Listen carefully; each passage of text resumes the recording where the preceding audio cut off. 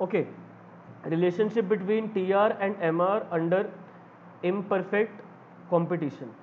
Imperfect competition में ये होता है प्राइस आपको कम करना पड़ेगा, बिकॉज अगर मार्केट में टी अवेलेबल है तो साथ में कॉफ़ी भी अवेलेबल है, अगर पेन अवेलेबल है तो पेंसिल भी अवेलेबल है, अगर कोक अवेलेबल है तो पेप्सी भी अवेलेबल है।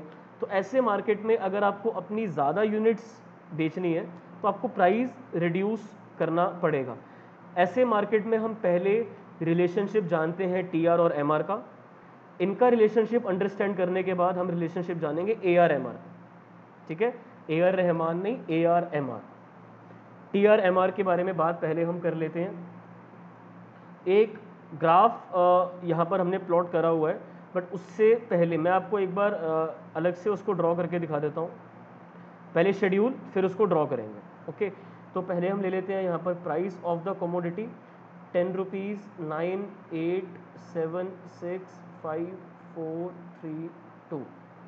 प्राइस मैं कम कर रहा हूँ, अब मैं ज़्यादा यूनिट्स बेच पाऊंगा। लेट्स सपोज मैं चॉकलेट बेचता हूँ 10 रुपये के प्राइस में, मैं एक भी चॉकलेट नहीं बेच पाता, या चलो एटलीस्ट एक भी, क्या नहीं, एक तो कर ही देते हैं, एक बेच लेता हूँ। 9 पे 2, 8 पे 3, 7 पे 4 चॉकलेट हैं, 6 पे 5 हैं, 5 पे 6 हैं, 4 पे 7 हैं, 3 पे 8 है, 2 पे 9 है।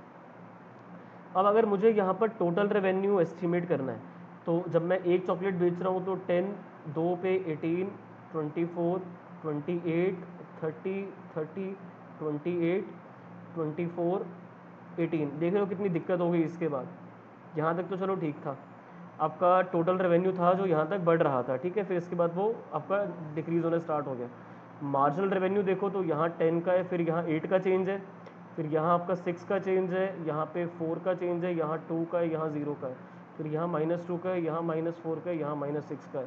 तो अगर मुझे इनका ग्राफ सेपरेटली बनाना है तो टीआर पहले इंक्रीज़ कर रहा है फिर डिक्रीज़ करने लग गया, टोटल रेवेन्यू मेरा इंक्रीज़ करके डिक्रीज़ कर रहा है। अगर मैं एमआर देखूँ तो एमआर तो मेरा डिक्रीज़ करते हुए नेगेटिव जा रहा है, तो इसमें तो मेरा वाई एक्सिस नेगेटिव भी जाएगा, वाई एक्सिस ऊपर पॉजिटिव है, यहाँ पर पॉजिटिव है। मैंने दो अलग अलग ग्राफ बना दिए, यहाँ एक्स एक्सिस है, यहाँ पे एक्स एक्सिस है, यहाँ पे ओरिजिन है, यहाँ पे टीआर है, यहाँ पर एमआर है, और यहाँ पे मेरी यूनिट सोल्ड है, क्वांटिटी सोल्ड, क्वांटिटी सोल्ड। अब यहाँ से मेरा टीआर जो है फॉल होना स्टार्ट हो गया है ना, तो यहाँ तक ये मैक्सिमम गया था,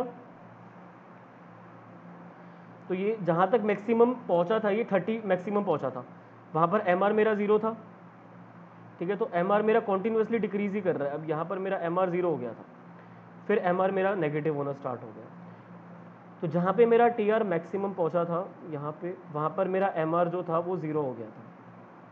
फिर इसके बाद से आप देख रहे हो मेरा एमआर नेगेटिव चल रहा है और टीआर मेरा जो है वो फॉल कर रहा है, तो यहाँ से टीआर फॉल कर रहा है। तो ग्राफ आप समझ ही गए हो देख के कि एक लिमिट तक प्राइस को कम करना ठीक है, क्योंकि टीआर आपका इनिशियली तो इंक्रीज होता है, बढ़ रहा है बढ़ रहा है बढ़ रहा है, फिर एक लिमिट तक वो पहुँच जाता है बस, ठीक है। एक लिमिट तक वो पहुँच रहा है, इंक्रीज होते होते होते होते वो एक लिमिट टच कर गया, तब तक आपका एमआर डिक्रीज कर रहा है, क्योंकि यार तुम प्राइस कम करे जा रहे हो, तो प्राइस कम करोगे तो जो एडिशनल रेवेन्यू होगा वो भी रिड्यूस होना नॉर्मल सा मैथमेटिक्स है। इस लिमिट के बाद अगर प्राइस और रिड्यूस करोगे तो एडिशनल रेवेन्यू तो आपका नेगेटिव जाएगा ही, और आपका टोटल रेवेन्यू और उल्टा गिरना स्टार्ट हो जाएगा, which is not a good thing to see. So this is the diagram. मैंने जनरली बना दिया क्योंकि मुझे पता है आप लोगों को भी समझ में आ गया या हो क्या रहा है। टोटल रेवेन्यू एक लिमिट तक जा रहा है और एमआर कंटिन्यूसली डिक्रीज कर रहा है। जहाँ पर मार्जिनल रेवेन्यू 0 हो गया वहाँ पे आपका टोटल रेवेन्यू मैक्सिमम रहेगा।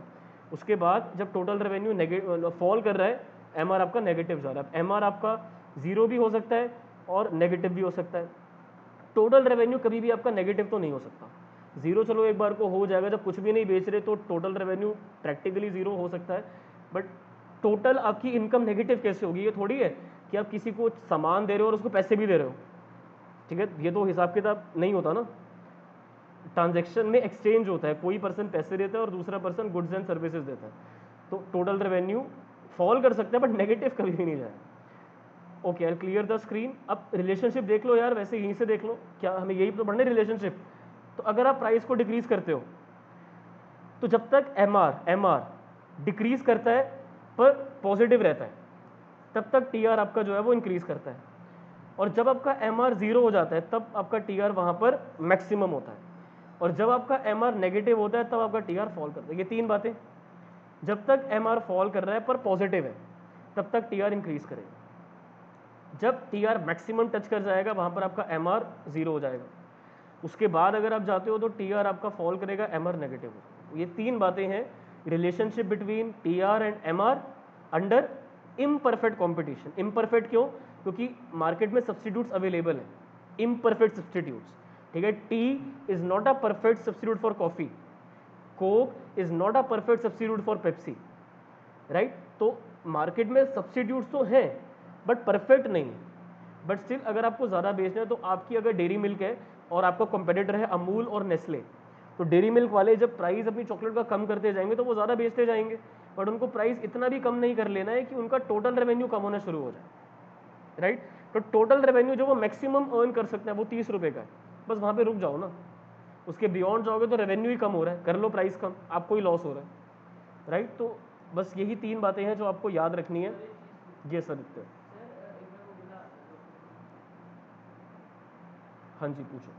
सर जैसे प्राइस है और सॉरी क्वांटिटी सोल्ड है सर, वो ऊपर नीचे नहीं हो सकती? हाँ हाँ बिल्कुल हो सकती है, ऊपर नीचे प्राइस पे डिपेंड करता है ना।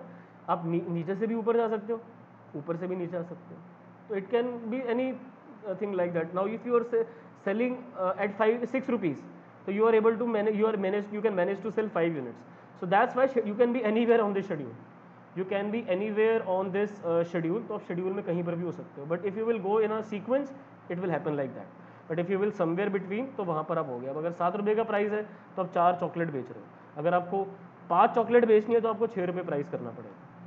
चलो स्क्रीन क्लियर करते हैं और ज़रा यहाँ से देख लेते हैं। ग्राफ वही आ गया, टी आर इंक्रीज कर रहा है बट यहाँ तक मैक्सिमम पहुँच गया। मैक्सिमम पहुँचने के बाद एम आर वहाँ पर जीरो है, इसके बाद एम आर नेगेटिव जाएगा, टी आर आपका फॉल करेगा। तो एम आर फॉल कर रहा है बट पॉजिटिव है, यहाँ तक फॉल कर रहा है पॉजिटिव है, टी आर इंक्रीज करेगा। टी आर मैक्सिमम होता है जहाँ पर आपका एम आर जीरो होता है, कॉन्स्टेंट भी होता है, वो कॉन्स्टेंट है और मैक्सिमम है। लास्ट में एम आर जब नेगेटिव हुआ टी आर फॉल करेगा। सेम शेड्यूल जो मैंने अभी आपको ब्लैक स्क्रीन पे ड्रॉ करके दिखाया था, सेम शेड्यूल आपकी स्क्रीन पर अभी आपको दिख रहा है। 10 रुपीज़ के प्राइस पर आप एक चॉकलेट बेच पा रहे थे, जैसे जैसे आप प्राइस को रिड्यूस करते चले जा रहे हो वैसे वैसे आप ज़्यादा चॉकलेट बेचते जा रहे हो। फाइन, एक लिमिट आने के बाद आपका जो रेवेन्यू है वो फॉल करना स्टार्ट हो गया, वो अच्छी बात नहीं है। रेवेन्यू फॉल कर रहा है मतलब एम आर नेगेटिव है, बेसिक्स, ठीक है। रिलेशनशिप कोई भी हो, आपको सबसे पहले डेफिनेशन लिखनी है, फिर शेड्यूल, फिर ग्राफ, फिर रिलेशनशिप, क्योंकि भाई तुम रिलेशनशिप बता रहे हो तो किस बेसिस पे बता रहे हो। ये जो बातें आपने लिखी हैं ये शेड्यूल और ग्राफ के बाद ही बताओगे ना, वरना तो आप लिख दोगे तो हमें क्या लगेगा आपने इनको रटा हुआ है इन चीज़ों को। तो जब आप शेड्यूल और ग्राफ को कंप्लीट करोगे उसके बाद आपको यहाँ पर रिलेशनशिप लिखना होगा। I'll stop the recording for TR and MR relationship under imperfect competition when price falls.